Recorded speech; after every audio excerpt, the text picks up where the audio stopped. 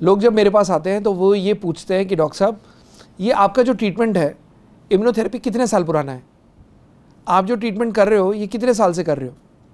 तो मैं हमेशा आज मैं इस वीडियो के थ्रू उन सभी लोगों को जवाब देना चाहता हूँ, उन सभी लोगों को बताना चाहता हूँ कि भाई एग्जैक्टली आपको समझना है कि कौन सा इलाज कितने साल पुराना है और कौन सा इलाज कितना ज़्यादा इफेक्टिव है।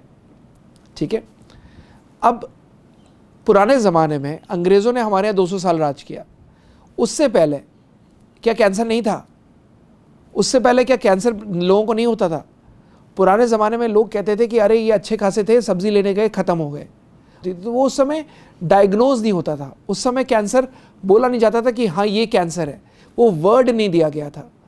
जैसे वो कैंसर को वर्ड नहीं दिया गया था, वैसे ही इलाज जो आपकी रोग प्रतिरोधक क्षमता को बढ़ाता था उसको वर्ड इम्यूनोथेरेपी नहीं दिया गया था, इम्यून सिस्टम नहीं दिया गया था, रोग प्रतिकारक क्षमता या रोग प्रतिरोधक क्षमता नहीं दिया गया था, आपकी रोग प्रतिरक्षा प्रणाली जो होती है इम्यूनोथेरेपी, वो नहीं वर्ड दिया गया था।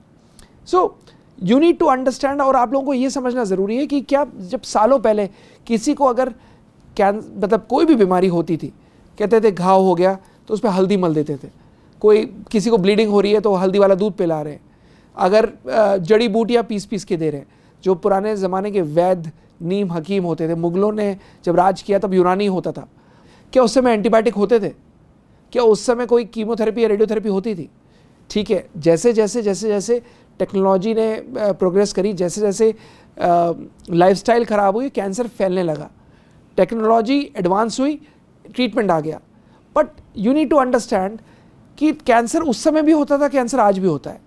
हमने जितना ज़्यादा प्रोग्रेस किया तो हम डिटरेट भी उतने ज़्यादा हुए, हम जितने ज़्यादा ज़मीन के ऊपर उठे और हमने जितना ज़्यादा प्रोग्रेस करी उतना ही हम अपने लाइफस्टाइल से, सिगरेट से, तंबाकू से, पान मसाले से, गुटखा से, खैनी से और ख़राब पेस्टिसाइड वाले खाने से, सब्जियां, फल, ये जो कार्बाइड से पकाए हुए आम मिल रहे हैं, पेस्टिसाइड छिड़क रहे हैं पालक के पत्तों पर और गोभी पर, फूल गोभी पर जब आप पेस्टिसाइड छिड़क रहे हो, मैलाथियोन के इंजेक्शन लगा रहे हो, और दूध जो गाय भैंसे है उसमें ऑक्सीटोसिन का इंजेक्शन लगा कर आप उसका दूध का प्रोडक्शन बढ़ा रहे हो, तो इन सब से आपको कैंसर मिला, इन सब से आपको कैंसर होने का रिस्क बढ़ा और धीरे धीरे करके कैंसर के केसेस बढ़ते गए। जब कैंसर के केसेस बढ़ते गए उसके साथ साथ टेक्नोलॉजी ने प्रोग्रेस करी और आपको कीमोथेरेपी और रेडियोथेरेपी के ऑप्शंस नए नए तरीके के निकलने लगे। बट एक ट्रीटमेंट जो शुरू से चलता आ रहा था, जो उस समय भी इम्यून सिस्टम को बढ़ाता था और आज भी इम्यून सिस्टम को बढ़ाता है, उसका वर्ड है इम्यूनोथेरेपी। उसका वर्ड है इम्यून सिस्टम को बढ़ाना, नेचुरल तरीके से बढ़ाना, कैम के थ्रू बढ़ाना, नेचुरल प्रोडक्ट्स ऑर्गेनिक तरीके से यूज़ करना, ऑर्गेनिक चीज़ें यूज़ करना जिससे आपकी इम्यून सिस्टम बढ़े और नॉर्मल सेल कैंसर सेल को ख़त्म करे। अब जिन लोगों को कोविड हुआ उसमें क्या लोगों ने सीखा? इम्यूनिटी का महत्व, इम्यूनिटी की इंपॉर्टेंस। आपको पता चल गया कि जिन लोगों की इम्यून सिस्टम अच्छी थी, जिन लोगों ने घर में बैठे हुए इलाज कराया, काढ़े पिए, गिलोय का वो लिया, अलग अलग टैबलेट्स ली, आपने तुलसी लिया या जो भी आपने लिया जिससे आपका इम्यून सिस्टम बढ़ा, क्या आपको उसकी इंपॉर्टेंस पता चल गई? तब उस समय आपने नहीं पूछा कैसे तुलसी ने कोविड ठीक कर दिया, कैसे गिलोय ने कोविड ठीक कर दिया, कैसे अच्छे इम्यून सिस्टम ने कोविड ठीक कर दिया। तब उस समय मन में क्वेश्चन नहीं आया। नहीं, कैंसर में ये क्वेश्चन आता है, कैंसर में वो क्वेश्चन आता है, अरे इम्यून सिस्टम कैसे कैंसर को ठीक कर देगा? अरे जब कोविड में जिसका इलाज नहीं था, जिसका कोई वो नहीं था, उसमें जिसमें कुछ रिसर्च नहीं थी, उसमें जब इम्यून सिस्टम ने काम कर दिया तो क्या कैंसर में नहीं करेगा इम्यून सिस्टम काम? आपकी सोच लिमिटेड हो गई है। क्यों कुएं के मेडिक बने हुए भाई?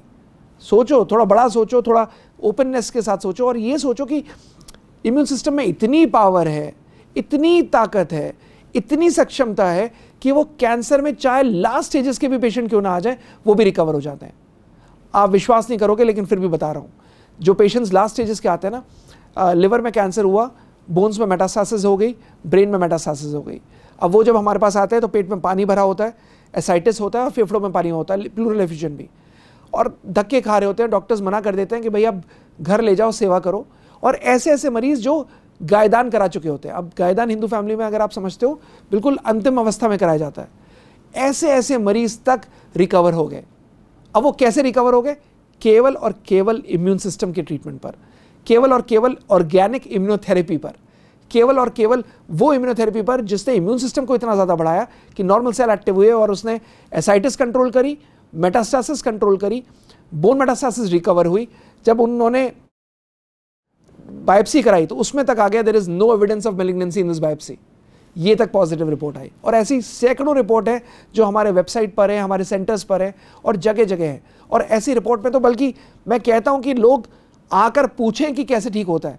So this is one evidence based treatment which brings results. तो मुझे ये बताने की ज़रूरत नहीं है ना कि मेरा एक्सपीरियंस कितना है। कैंसर हीलर सेंटर 1972 से जब मेरे फादर साहब ट्रीटमेंट करते थे तब से चला आ रहा है और इम्यूनोथेरेपी का तब से ही रिजल्ट्स एज इट इज़ देते आ रहे हैं। बट अगर सपोज मेरा एक्सपीरियंस उनके थ्रू आता हुआ, अगर मैं 20 साल से प्रैक्टिस कर रहा हूँ, मेरे फादर साहब की उनकी 35 साल की प्रैक्टिस थी जब मैंने उनको खोया, तो अगर आप देखा जाए तो 55 साल का एक्सपीरियंस है। बट कैंसर हीलर सेंटर का अगर 55 साल का एक्सपीरियंस है, लेकिन इम्यूनोथेरेपी कब से है? हज़ारों साल पुरानी है। तो आगे से ये मत क्वेश्चन पूछिए कि कितना पुराना ट्रीटमेंट है, ये क्वेश्चन पूछिए डॉक्टर साहब रिकवरी जो दिख रही है उसमें क्या हमें कीमोथेरेपी के साथ इसको ट्रीटमेंट चलाना है या नहीं चलाना है, क्या हमें रिकवरी आए, मतलब किस तरीके की अप्रोच रहेगी और किस तरीके का लाइन ऑफ एक्शन रहेगा, वो अप्रोच रखिए।